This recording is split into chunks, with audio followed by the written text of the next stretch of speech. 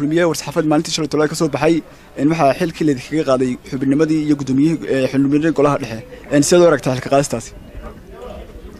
bismillaahir rahmaanir rahiim xilka qaadista de waxaan arkaa annaga horta de waxba lama weydiin guddi aan shaxno yeedhayna ma jirto cid waxna weydiisayna ma jirto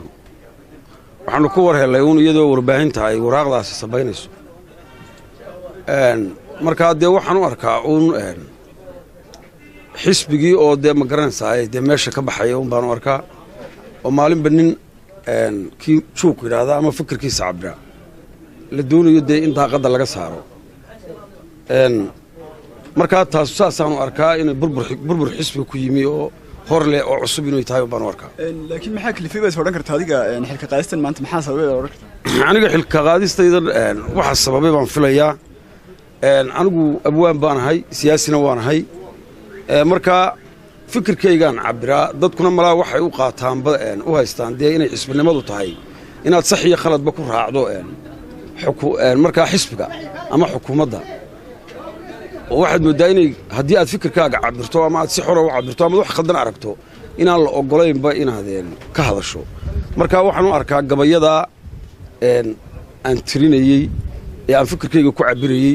ama waxaan anigu tabanaya ha noqoto ama ha noqoto wax ummaddii ila midka ahayd ee xisbiga u soo ololaysay ay tabanayaan ha noqotee waxaan u arkaa arrimaha in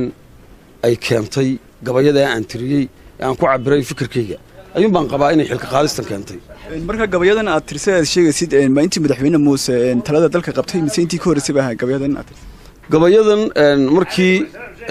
Silaanyo oo xilka hayay ee xisbiga uu madaxda gudoomiyaha ka ahaa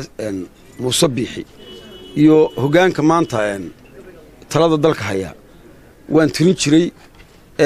fikirkaygan cabiri jiray xisbigana waan dhaliili jiray siyaasadana waan dhaliili jiray boobkii qaranka ka socday iyo hanti boobkii iyo wixii dalka ka dhacayna mar walba waan ka hadlayay waana igu hambaliyeyn jiray nimanka maanta hogaanka iyo madaxweynaha iyo raggiisu meel wacan baad ka wadaabay dee igu odhan jireen markaa ilaa iyagu kursiga may fadhiini maantana dee fikirkayga uun baan anigu halkii ka sii watay gabayadii anigu aan fikirkayga ku cabirayey ee markii ayagu ay kuraasta fadhiisteen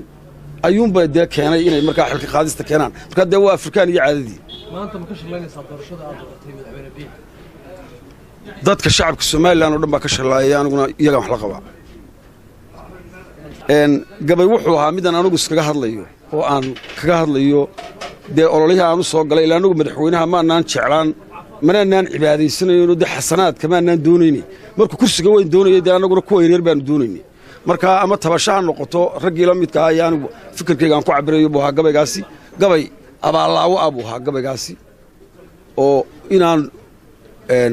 dee tacabkii aan u soo galay inaan meeshuu ka baxay markaa gabaygii waxaa ka mid ahaa teeriya xataa iyo markuu gabar ahaa xuure xadhigu maroorsho iyo nimuu xurribo mooyaane isagaan xarraga diru lahayn xeerra laga tuugin oo aan awoogay xukumin xan yaroo gibina ninkii aan xariirta u goglay ee xumaha ii quudhay haddaan muuse xayraan aqaan xiluma dhiibtaynay xaashe ee waxbaa iga qabsaday xaajigaan weli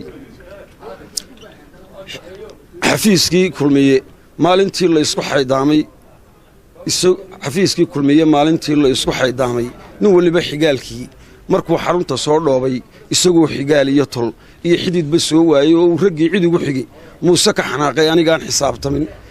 ninkaan xirada soo gooyey aan xoolahaygiiyo nafta iyo xoogga ugu deeqay xaddigaa ogeydeen ninkaan foodka u xambaarshay aan xaafadaydiiyo tolkay uga xuluuleeyey haddaan muuse xayraan aqaan xiluma dhiibtaynay xaashe ee waxbaa iga qabsaday xaajigaan weli xadka durugsan xeebtii sanaag xarunta laascaano xiisiya ilaa maydh ninkaan orodka xiimaayey xirsi iyo samaalaba ninkaan xawda uga gooyey aan xaasidkii yoonis iyo xulufadii laayey ninkii aan xarrimay faysal iyo odaygii xiiraaba xisbiyadiiyo reeraan ninkaan kala xabaal seegnay haddaan muuse xayraan aqaan xiluma dhiibtaynay xaashe ee waxbaa iga qabsaday xaajigaan weli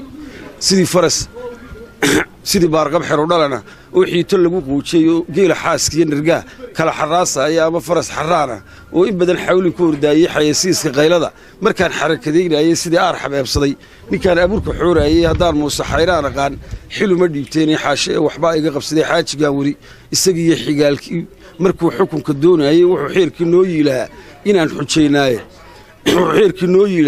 inaan xujaynaaye xarfo adag intay kaga qoreen xaashidii iyo buugga waatay xisbiga maalintii nagu xumeeyeen xaq waxaanu leeyahay ninkaan uga xishoonayay markii aan xisaabtamay hadduu ii cuskaday xeerka xisbi furanaya iyo waddani kaga xaroonaaba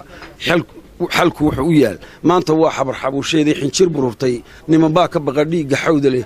ee xabad iyo markay qori togto ay xaaladdu adkaato ay tala xadhaadhaato yaan xiniye yeeshaayo waxaan hay xadiidaanu karin xana la qiijaayo xaqna waxaanu leeyahay ma jiro nin igu xoogaayo weligoodba xadhig laguma dayn xaafadaan haye xamil waranka muusow rag way sixniya taabtahay